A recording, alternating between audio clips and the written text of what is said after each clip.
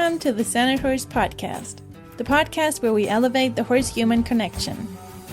I'm your host, Julia Williamson, and in each episode we will journey deep into the heart of the equine world to uncover key elements of transformation, unity, and empowerment.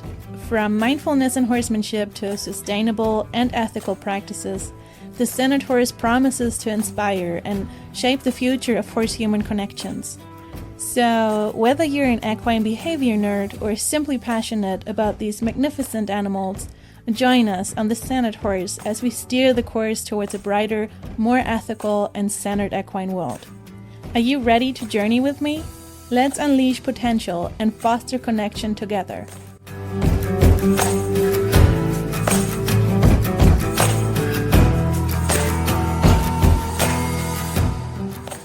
I'm wishing everyone a happy new year. I know it's been a little quiet on the podcast here, but we are getting back into the swing of things with the Year of the Horse. And I would like to introduce you to a heart project of mine that I've been working on for quite some time to put it together and figure out the hows and whys and all the details. It will be a new podcast segment on the Sedona Horse podcast. I'm inviting people onto the podcast to share about their very own journey because there's so much empowerment and so much knowledge and wisdom to be found in someone else's journey. I also believe that it brings a big reality sort of factor into the game. I think a lot of the horse training industry can come across very artificial in matters of training gets broken down into step 1 to step 6 and things are being shown with clean slate type of horses that the average horse owner just simply doesn't own.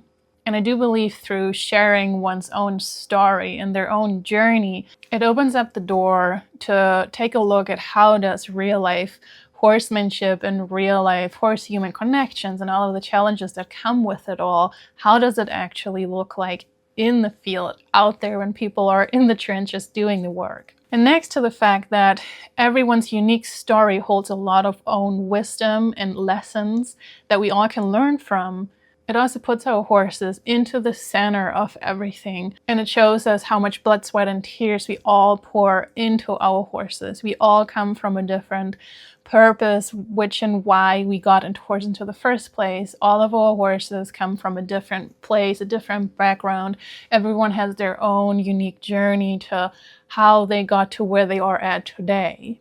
I think there's a lot of beauty attached to everyone's single journey with their horses, but also it just gives us the opportunity to truly connect with other people and to be able to not feel left out or feel like something's wrong with you or something's wrong with your horse or your horse isn't good enough. Unfortunately, there's a lot of places of disconnect in the horse industry. It's always been that way. It still is that way today, even though there has been a lot of changes coming on. It doesn't mean, though, to stop pushing against the grain and opening up the conversations of people and their real life experiences with their horses to share it and to be able to connect with other people who might be going through something similar. I do believe that stripping away those artificial layers in which people assume or expect that things have to be perfect all the time or that you have to have a certain type of horse to do something specific, or if the certain method doesn't work for your horse and there's something wrong. I do believe stripping away those layers helps to create more compassionate and more kinder conversations in the community itself. People really quickly are to judge a single frame of a video to then make an entire assumption up about what that person is all doing wrong and what they should be doing a different way. But when we start to see the bigger picture, when we start to see where does one come from, where are they at right now, what was the journey they were on, what are challenges they might be still facing today, then all of a sudden your perspective shifts to an entire different place. With being able to see that one thing might not just be tied to a single perspective out of a frame in a video. Once you understand, oh, that person is on their very own journey, that horse has its very own journey, and this is everything they have worked through so far, and they have made it through all of the up and downs, and now they are here today. And even though to a spectator who knows nothing about their journey, it looks like something that's irrelevant or that is not good or not good enough. While for that particular person who is living through that journey, It is the most beautiful and best thing that could have ever happened, and they would have never dreamed about the fact that they are where they are at today a couple months ago or a year ago. I hope that this new podcast segment brings you as much joy as it brings me. And I would like to invite you to listen to the episodes of this series from a very open-minded and open heart sort of place. I'm bringing this up to you because I would like to keep the focus on the horse and our horses. And while some of my guests might come from a different religious background or different spiritual beliefs, it does not change that there is a message and a lesson behind their stories. So even though you might be hearing topics in a context that seem foreign to you or that don't fully align with your own religion or your own beliefs, I would like to ask you to come from a place that is open-minded and open-hearted in matters of not going instantly in with judgment and opinions to how my guests might approach the rest of their lifestyle apart from the horsemanship journey. And we are starting the series with Kim from Sedona Horse Medicine. She ended up adopting 2 twins from the llpen pipeline, and she's sharing her own journey, how all of this came about in this podcast. Yeah, I just think there's so much that you can share with your own journey that empowers other people, just because it's so raw when you talk about what you're going through and how you came across your boys in the beginning and the entire journey. It's just so powerful. So I thought it might be worth it to put the word out there to help other people that are in similar situations. Yeah, absolutely. Would you mind kind of recapping your journey? Like, how did you come across your boys? Like, how did you stumble into the situation of now I got these 2 young kids that need I certainly wasn't looking for 8-month-old stallions. Yeah. So my mare that I rescued from an extreme neglect situation, I knew she had cancer, and I had her on a cancer protocol, but I knew we were getting to the end, and I wanted her to meet the next horse that was coming in. I wanted her to have a chance to really, so I knew I wanted another Carmelo, because Paladin is just, he's my heart horse. He's everything. It's the reason why I do what I do. Yeah. And honestly, I couldn't imagine waking up and not seeing a Carmelo in the field. So I knew that I wanted a Carmelo. And the first one I looked at was $35,000. And I was like, I would, even if I had $1 million, I'm not paying that much for a horse. Yeah. And there's so many that need homes. So, and while I paid for Paladin, I rescued brother and I rescued my mare. Yeah. So I started looking in kill pens, which was really difficult. And I know that there's a fine line. Like not everybody should just be go getting horses from the kill pen. There's a lot of variables there. Mm-hmm. And one here in Chino Valley had Adonis listed and 8 months old and needs a home. And I know nothing about having young horses. Mm-hmm. Something they had professional photos. So he was bred, but just to see him in a kill pen pipeline, I just couldn't even imagine an 8-month-old baby being in there. And so I called and I went to go look at him. And then that's when I found out that he had a brother that he'd been kicked in transit. Mm-hmm. So his knee was all swollen, but he wasn't lame. And I have some certifications, and there was a point where I thought I might help rehab horses. Mm-hmm. But to be honest, I love horses too much, and the humans that don't listen. When I work with humans in trauma, it's different. They have opposable thumbs, and if they don't apply what they're paying to learn, that's on them. Yeah. But with horses, they didn't have a voice. It just was too much for me. Mm-hmm. So I knew he'd vet, and I asked the guy, how much would you take off? He said, I'll take $1,000 off. And I just was like, okay, load them both up. I just couldn't separate them. Adonis was shaking. He was so scared. He'd never been apart from his brother, who's Apollo. He's much more the protective. He's mm-hmm. he's just this He's Apollo. It's every bit his name. And so that's how I ended up with twins. And I called the breeder, and basically it came down, she bred for color and they weren't selling, so she sold them by the pound to a pipeline. Yeah, to somewhat And get her money back, basically. yes. And so if there's anything that comes out of the year of the horse, I hope that there's really great conversations around just the horse world in general. That would be fantastic. Do you wish you could truly understand your horse, solve challenges with ease, and create a bond built on trust? Welcome to the Horse Center Academy, your online platform for compassionate, science-based horse training. From tackling spookiness to mastering trailer loading and refining your riding skills, we provide bite-sized, practical lessons that fit into your busy life. Plus, members influence our monthly content. Ready to deepen your connection and unlock your horse's full potential? Join the Horse Center Academy today and make your equestrian dreams a reality. Visit thehorseCenter.com or click the link in the episode notes. Let's get back to the episode. So they showed up, and I started following you shortly after I got them. I'd been following your work, and I knew that I was going to join your academy. I don't even know if you had an academy at that point. I was hoping that you might have. I can't remember for sure, but I knew that I would be following your work. You did like a very Viking, and I'm Nordic, so Yeah. there was like this, just a connection energetically like that, because I loved your strength, but your sensitivity, and that really stood out to me. And horses are looking for leadership. They're looking for us, especially geldings.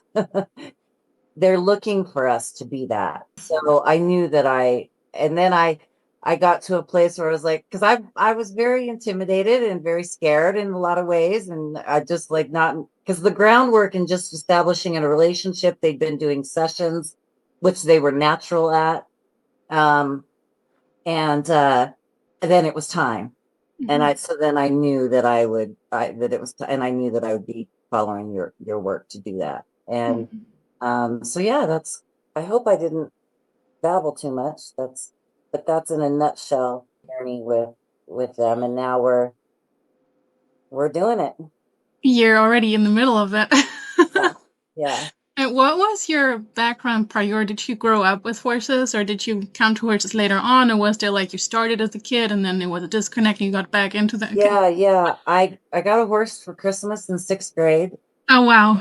This have been that's all I ever talked about. That's all I ever wanted. It's just been in my blood since my grandma tells the story, when I was 3 years old, she couldn't find me.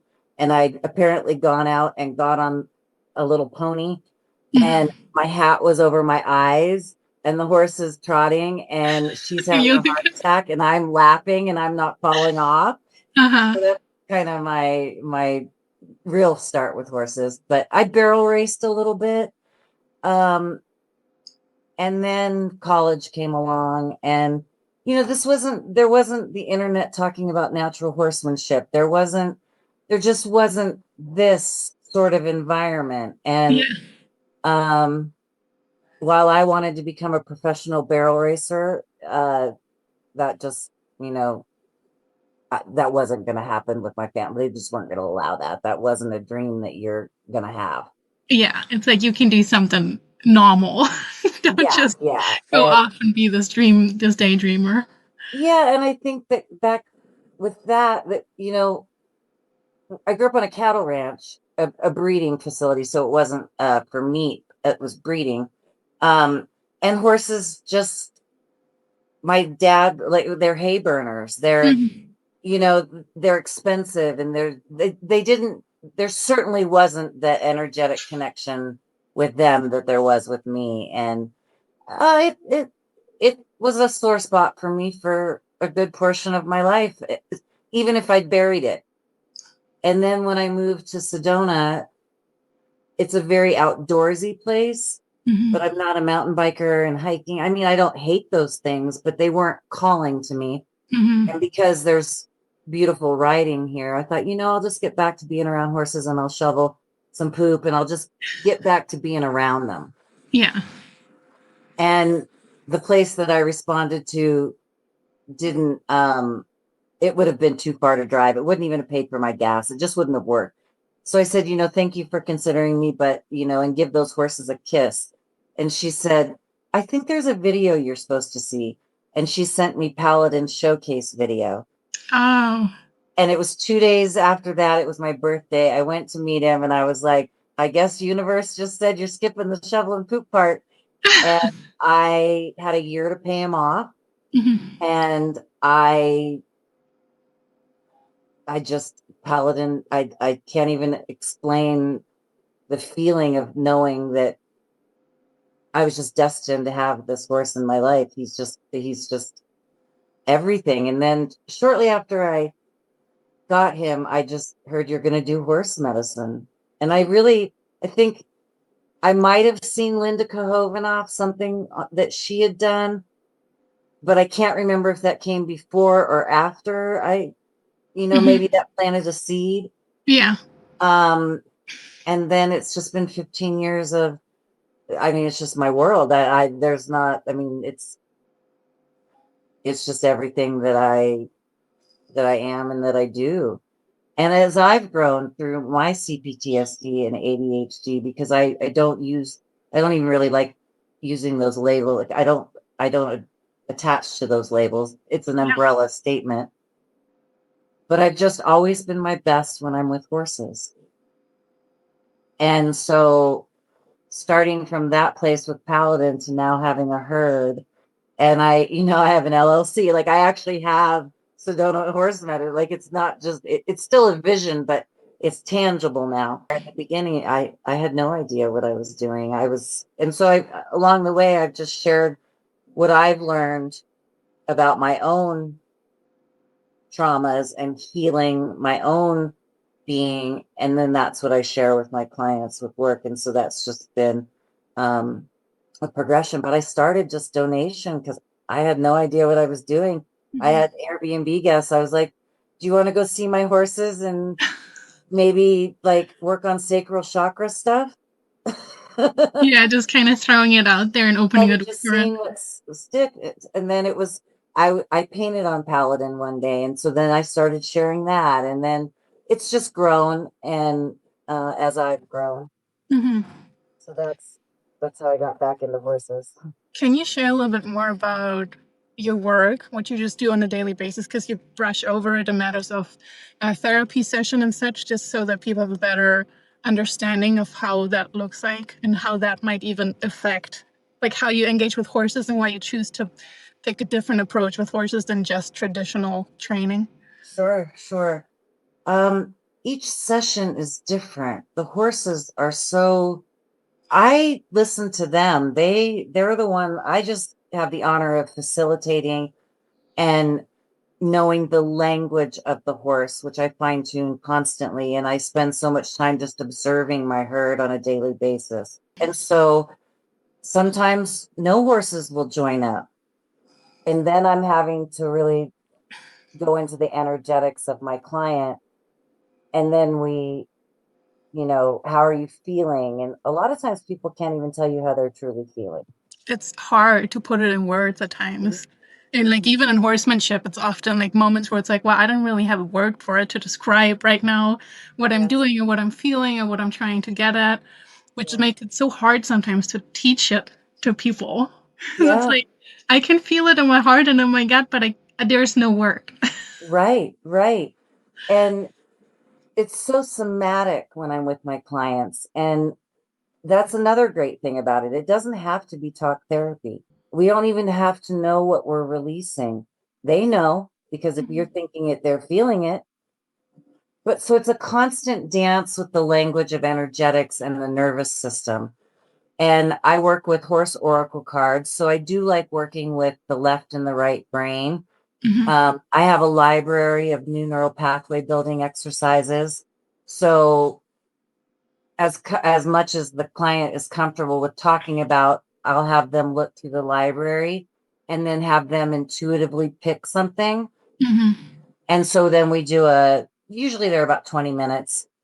And then if they want to discuss something that's coming up, then we walk through that. A lot of times what comes up isn't what they think they're working through.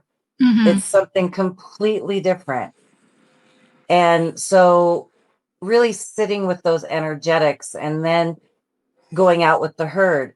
And if I'm working with someone with leadership, who, you know, a lot of times I think people might think they're great leaders, and then we go out with the herd and they all go the other direction. Like we don't want nothing to do with you. You know, so then we have to, you know, we have to then go into breath work and kind of really sit with those energetics. And sometimes there's tears, a lot of frustration. There's a lot coming up at once, which can be overwhelming if you don't even know how to identify how you're feeling in the first place. But those tears or whatever, that's such a beautiful release. That's what we're wanting, so that we can make space for clarity to come in.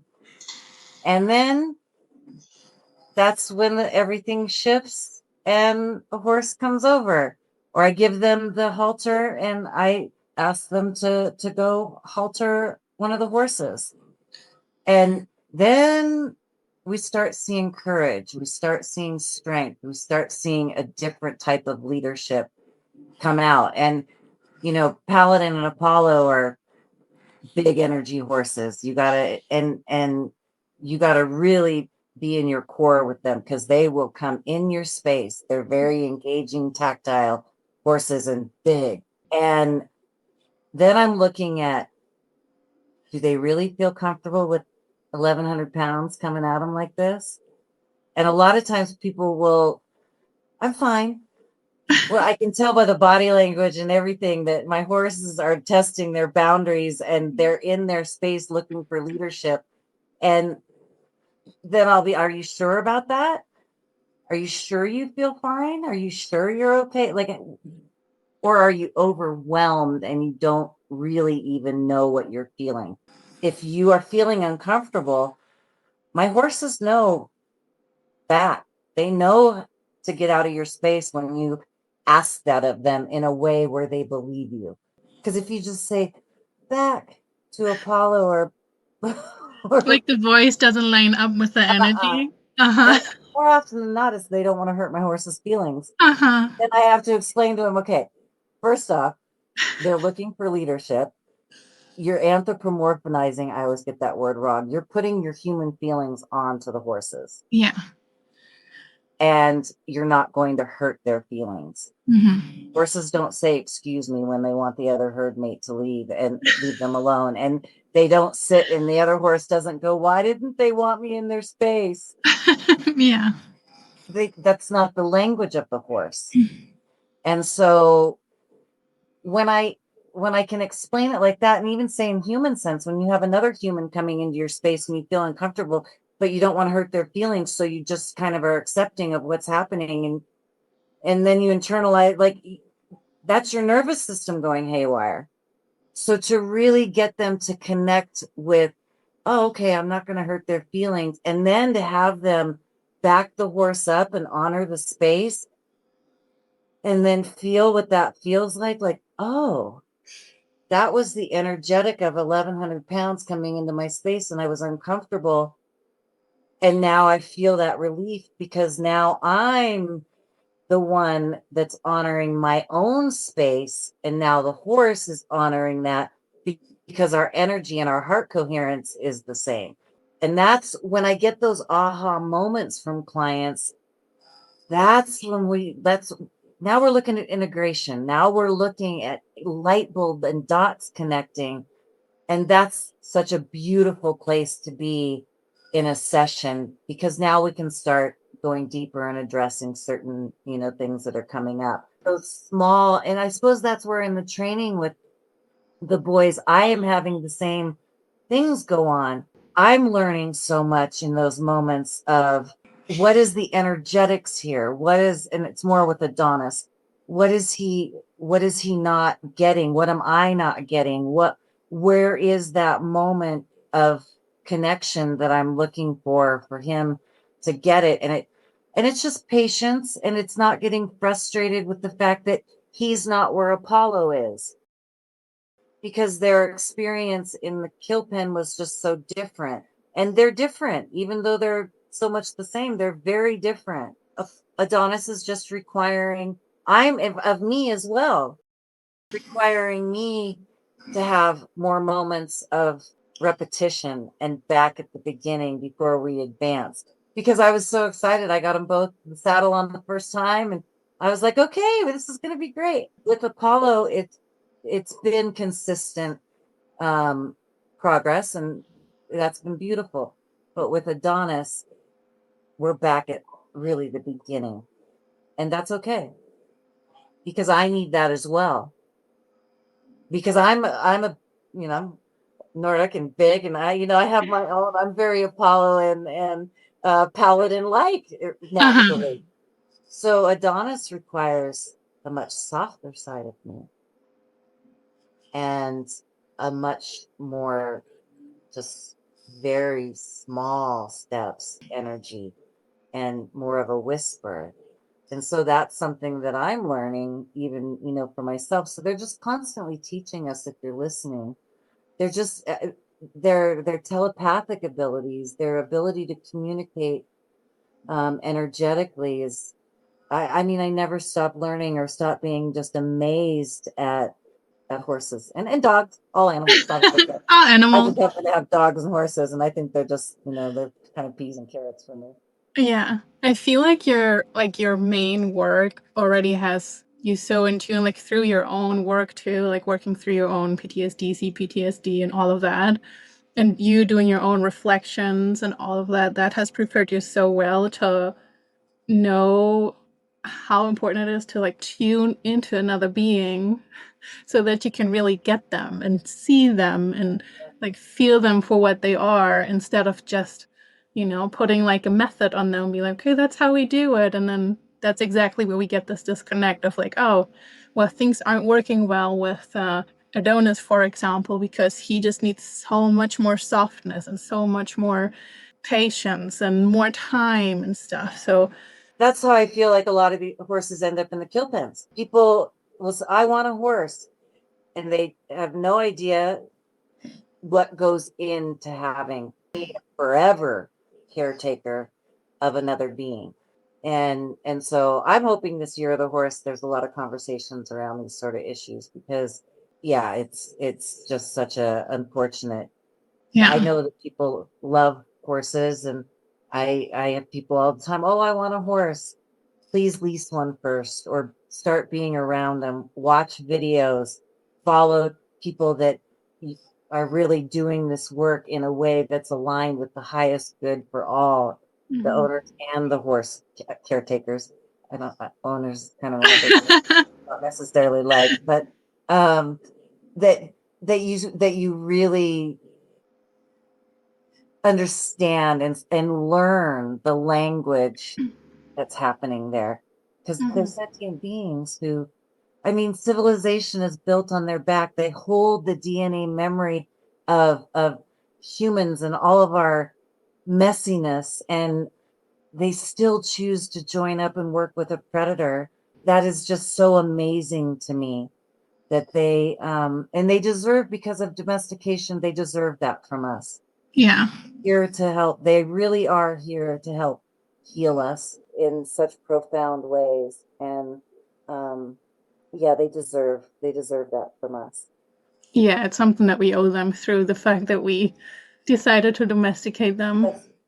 Yes, Yeah, absolutely. to allow them to have like a happy and healthy and long life and not just it's part of that kill pen industry too, the matter of, oh, you're not serving me a purpose, so now I'm gonna discard you. Yep.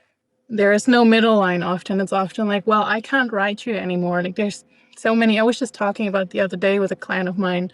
It was a story where this lady had this warm blood jumper, and she was jumping since he was started under saddle, and then I think he was 8 or just turning 9, and he had some tendon injury, and the vet was recommending, well, we cannot really jump anymore because this is gonna tear this even more, and he's gonna be lame, like for good on a chronic level. So you might want to switch disciplines. And instead of her switching disciplines and accommodating for it, she's like, well, we're gonna have to euthanize. And I'm like, I hear that and I'm like, how? Like, how can you not? You took him on, you trained him all your life. He gave you so much through like all the events and all the things that you were doing with him.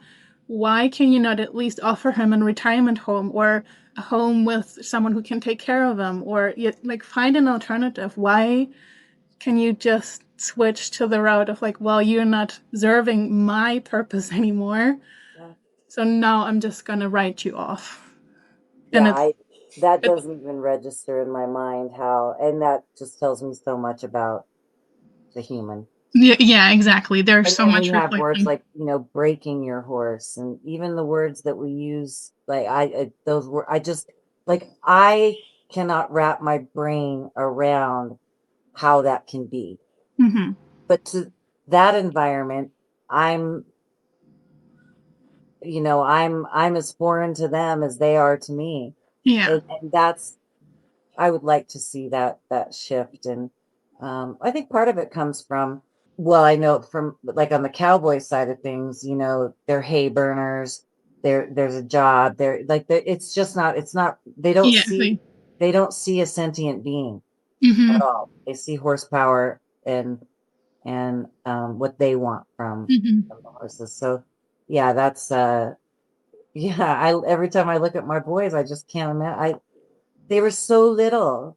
I mean, 8 months old. And they've probably been in the pipeline for a month because they went to a couple different facilities. Yeah, and they usually recycle horses that didn't sell yet. Yeah. Yeah. Hmm. And so that's just, I just can't, I'll never wrap my brain around it. I don't think I know I don't want to wrap my brain around it as far as, because it just isn't, it's just not my heart. Hmm. Uh, and I'd like to see that shift because there's so many um, that need homes and love. And so I do like that the horse, the healing part of it has expanded, and that, there, I have an off the track racehorse rescue as well. Hmm. I got him when he was 4. He's 18 now, almost 19, beginning of the year. I guess we're at the beginning of the year. And he's just such a sweet boy, but he wears a crib muzzle. Hmm. I did everything I could holistically. It's just not, it's his teeth were almost down to nothing, and he was cribbing Yeah. through collars, so he has to wear a muzzle.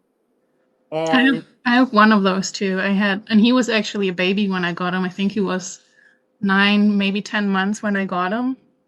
And the problem that they had was that they didn't wean him correctly. So they basically took him from the mom and they put him into the pipe corral next to the mom. So he could still, when mom was close, he could nurse like every, not as often anymore, but still.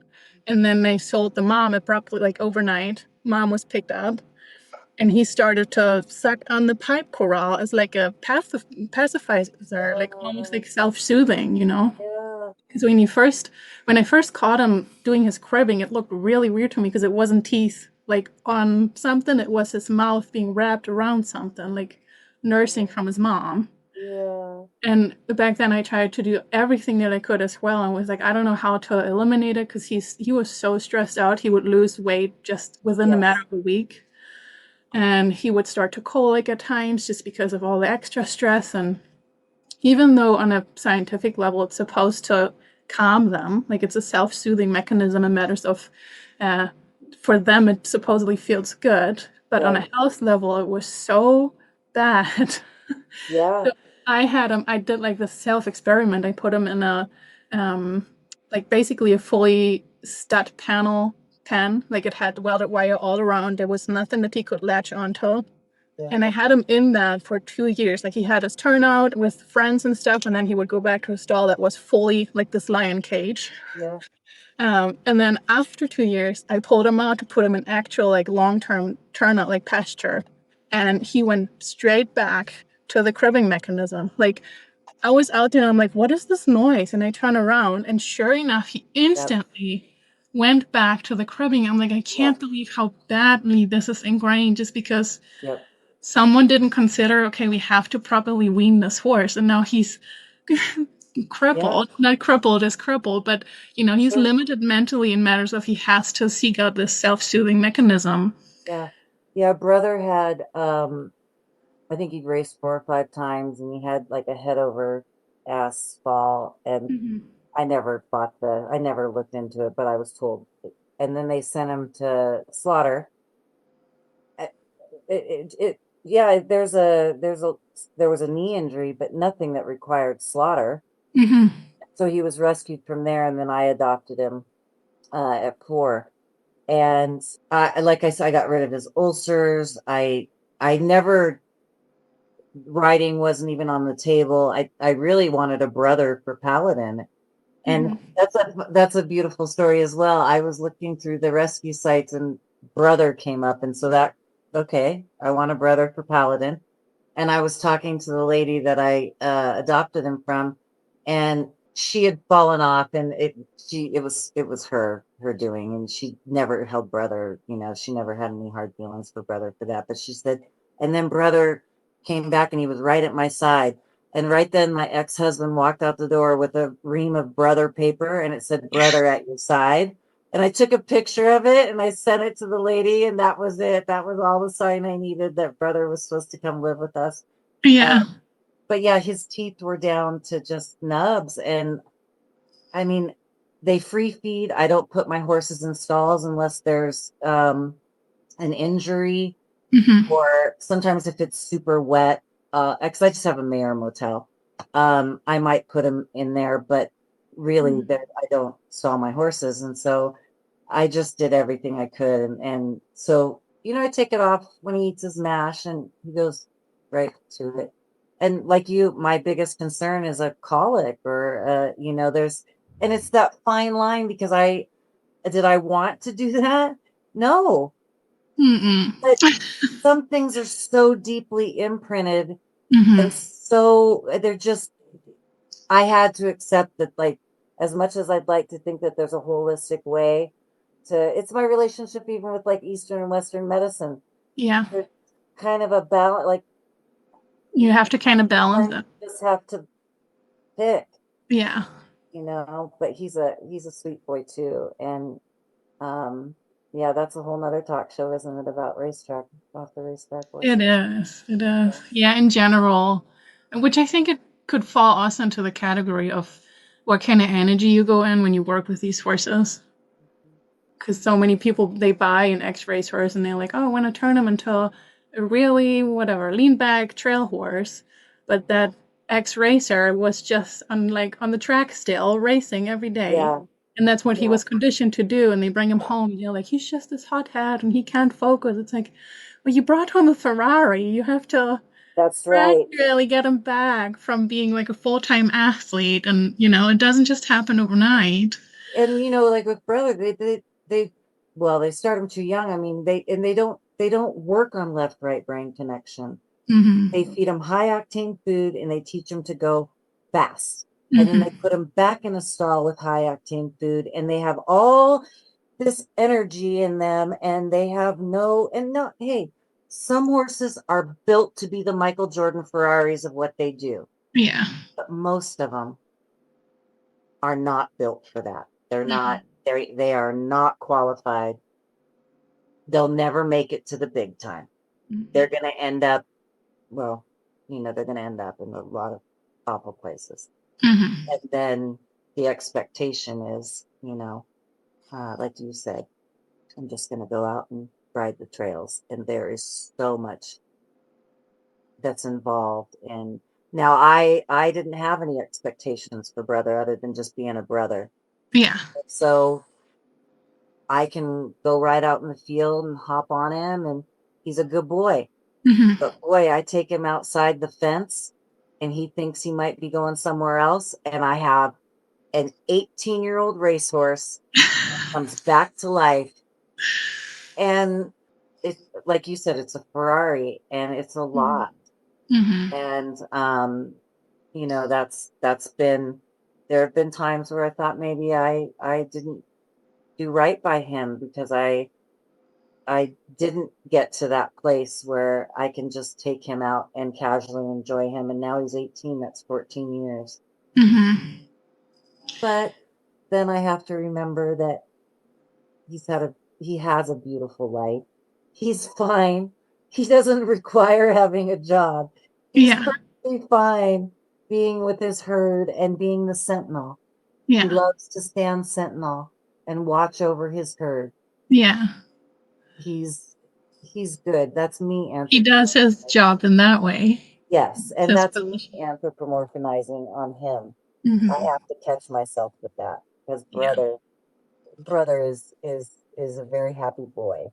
But I think you touched on an important part there, though, because people always have this idea of like, okay, when I have this horse, they're going to be this all around unicorn. And matters of, oh, we can go on trails and arena work, and then we trailer out here, and we're going to do horse camping. And, they want to have it all covered.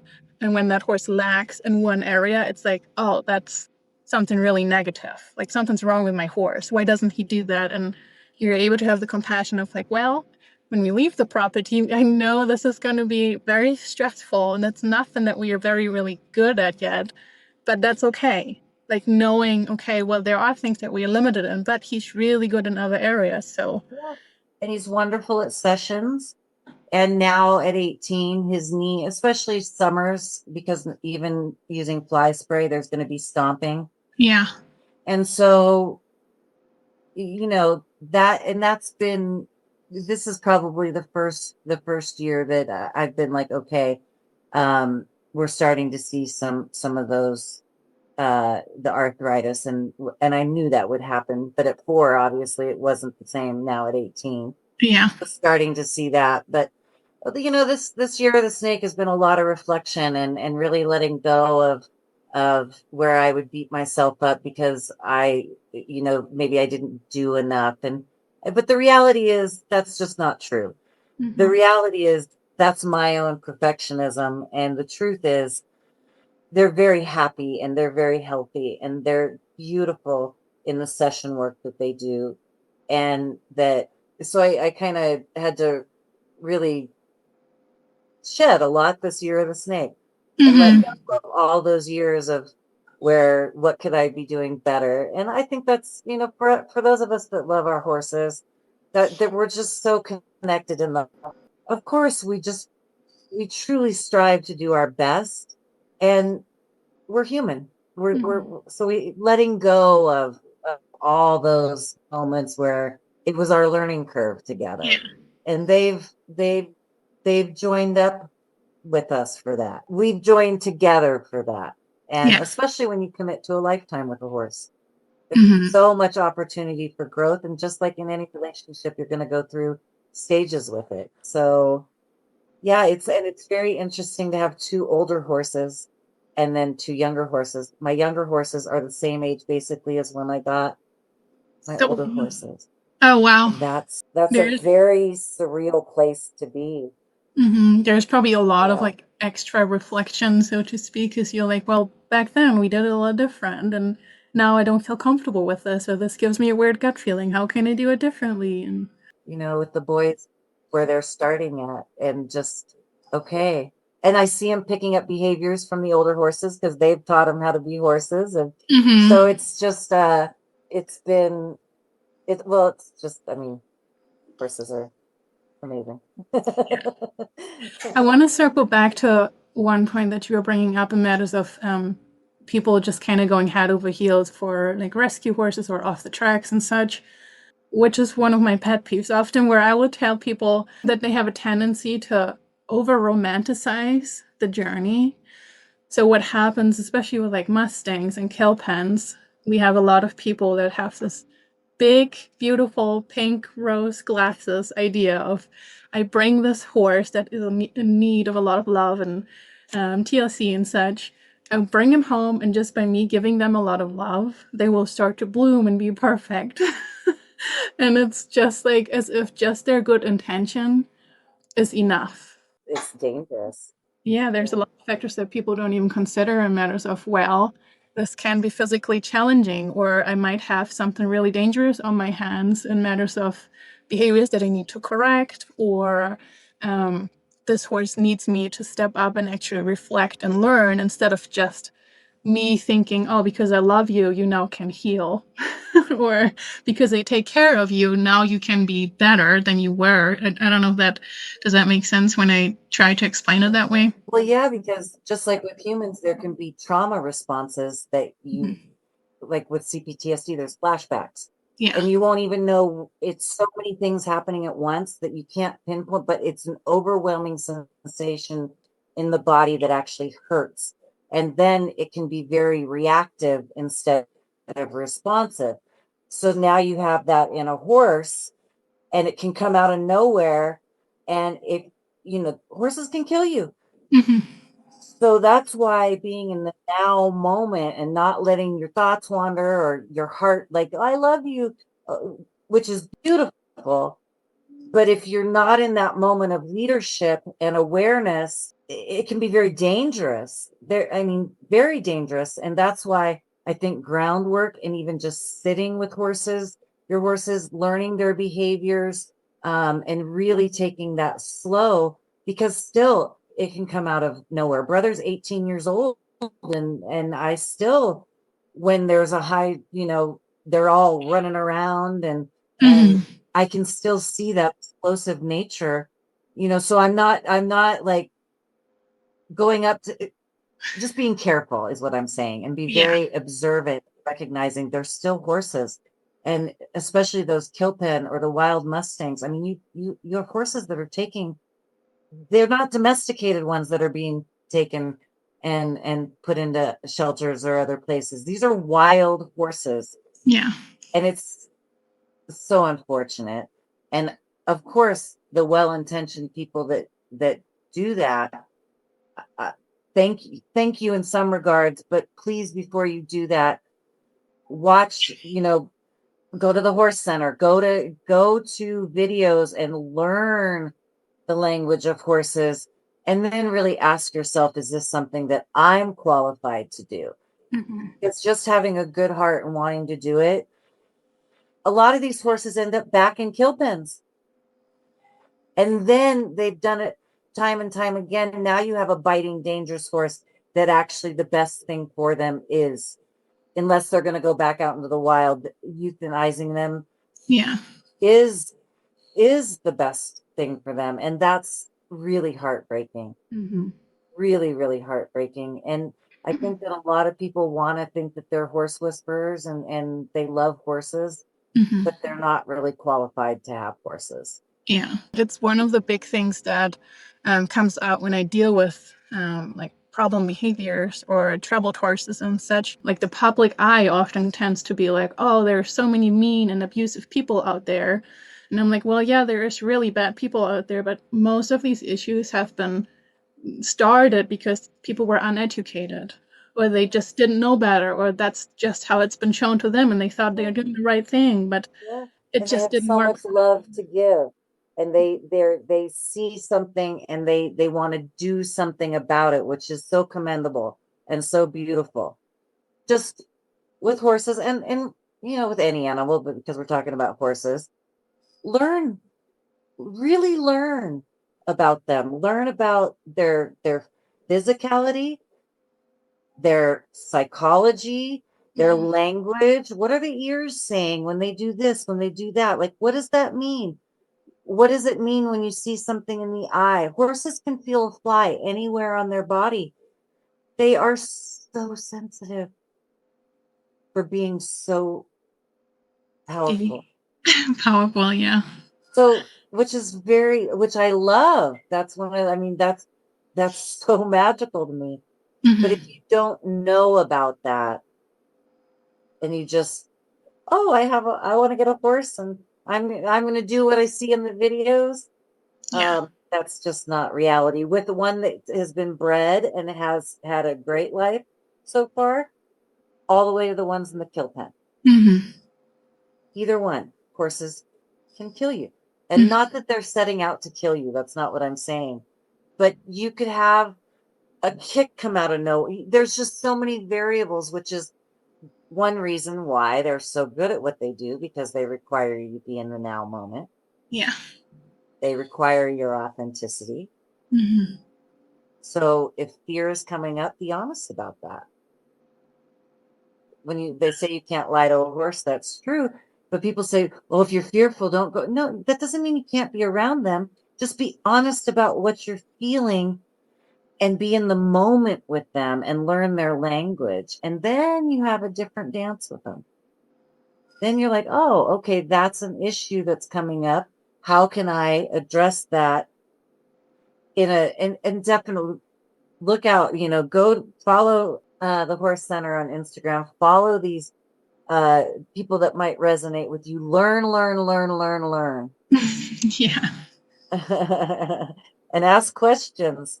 Mhm. And then if you still feel like it's something that you want to do and you want to take on, because it's a lifetime. Yeah. At least it should be. If you're going to bring any animal into your world, it should be that you are committing to their lifetime. Yeah, from the start to the end. And that's going to require, that's a journey. Just like Yeah. getting to know a baby up until an adult. Like it's, you're going to see all these different phases of your horse's growth. For me right now, really settling into that, I have 2 horses that are in the older years. Mm-hmm. And I couldn't even imagine that when I first got them. Mm-hmm. But here It's we are. like ever evolving. It's so weird to look at the mechanics because I try to look back at so many things too. And it's like, wow, like you have things, for example, that my teacher told me back in the day, like when I first started like osteopathy and physiotherapy with horses, and she would just drop these knowledgeable phrases on the side. I'm like, yeah, that makes sense. And then like years later, you're like, oh, I have all these insights now. Now this phrase makes so much more sense, or So much it more. sounds completely different in your ears now. You're like, what happened? Why, what, like this transformation is so like complex on so many levels. Yeah. And they're right there with us on that journey. It's because of them that Yeah. who I am now. And that's horse medicine for me. They're my world, and what they so lovingly give to other people in sessions. And